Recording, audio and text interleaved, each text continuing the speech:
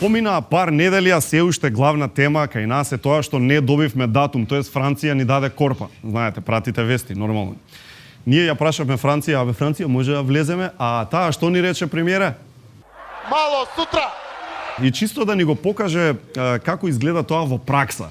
Значи, како во пракса ние дојдовме, културно, воспитано си ја прашавме Франција, таа не изигнорира, значи тоа да ни го покаже, тука е Владко Ѓорчев, татко на 12 деца и пратеник во слободно време. Да видиме.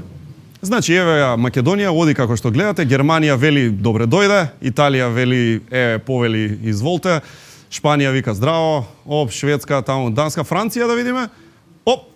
Чукнија Владко, чукнија, слободно чукнија. Двај. Така, пола. Ама не знам дали го приметивте Владко како се израдува кога му направи здрава жена. Ај врати, извини само. Гледате сега здраво и видите сега. Јес!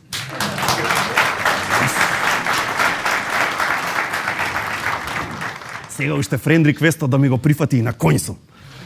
Да, побаравме изјава од Иво Котевски за оваа одлука што ја видовме сега за дотичната госпожа да го изигнорира Владко. Господине Иво Котевски, што мислиш, зошто госпожата одлучи да го игнорира Владко? Било е то, како речи, тужна една одлука.